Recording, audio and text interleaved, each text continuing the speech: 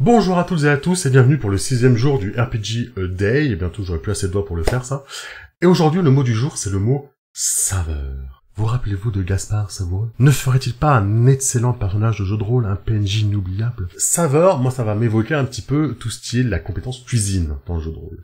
On a finalement assez peu de jeux de rôle qui tiennent en compte et qui mettent en place une mécanique qui prennent véritablement en compte la cuisine dans leur mécanique, ou même dans leur univers.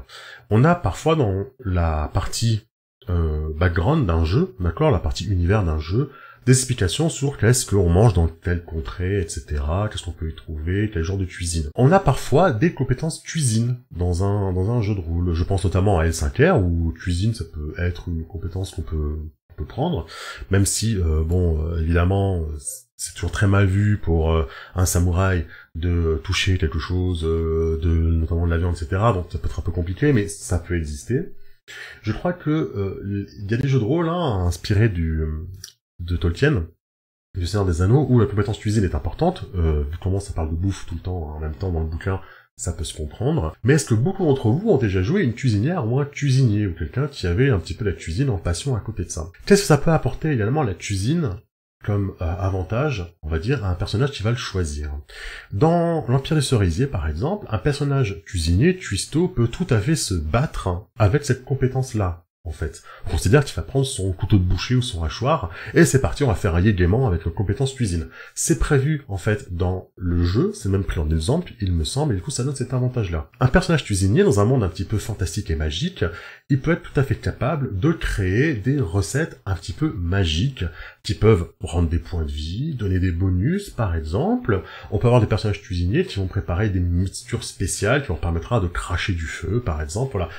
Être cuisinier dans un monde magique, ça peut être l'occasion de mettre en scène, en fait, d'habiller un petit peu vos scènes de combat, ou de un petit peu fun comme ça, d'une description absolument originale. Je veux dire, là où n'importe quel personnage pourrait dire que il maîtrise le feu parce qu'il vient d'un ancien dragon et crache du feu, etc., on pourrait faire le même personnage qui est cuisinier, qui fait sa propre gnôle, qui fait ses propres plats, et qui va du coup faire des plats qui le boostent, et surtout peut-être des plats très épicés, et en buvant la gnôle en même temps, il peut cracher du feu, par exemple. Voilà. Mécaniquement, ça ne change rien, mais c'est dans l'interprétation qu'on se retrouve avec quelque chose d'un peu plus original, et peut-être un peu plus fun.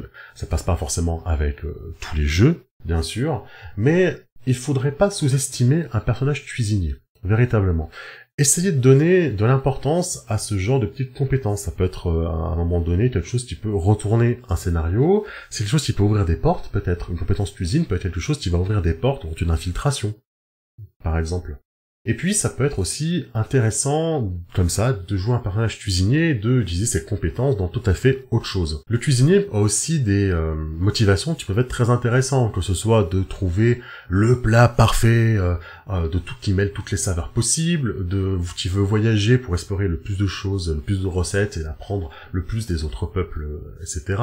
Qui va chercher un ingrédient extrêmement rare qu'il a trouvé dans une recette tout aussi rare, qui se trouve sur en haut de la montagne du destin de je sais pas trop quoi. Voilà, il peut aussi avoir des idées pour partir à l'aventure assez originales, et un cuisinier saura forcément trouver une place dans un groupe, parce que c'est vrai qu'on joue assez peu les voyages dans le jeu de rôle, et donc les soirées qu'on passe, et d'avoir un cuisinier, ça peut permettre de jouer ces moments-là, ces scènes-là, en fait, véritablement, parce qu'elles ont un intérêt, puisque là, le cuisinier peut briller par sa compétence, et ça sera toujours très sympa autour de la table quand un bon cuisinier va réussir son jet et que les joueurs savent que leurs personnages vont bien manger ce soir. Mon petit conseil du jour, ce serait de toujours tenir une liste de repas toute prête quelque part. Vos PJ sont experts dans l'art de demander à des moments incongrus « Et qu'est-ce qu'on mange ici ?» Ne vous laissez plus prendre en traîtrise, préparez une petite liste à l'avance, c'est souvent assez simple finalement, ce qu'on peut servir dans du Medfan, et cherchez peut-être des noms un petit peu sympas pour des jeux SF, en lien avec des noms de planètes ou des noms de constellations par exemple, pour vos plats, ça fait toujours un petit effet. Je vous remercie d'avoir regardé cette 6e vidéo du RPG A Day, on se retrouve très bientôt, je vous salue bien bas.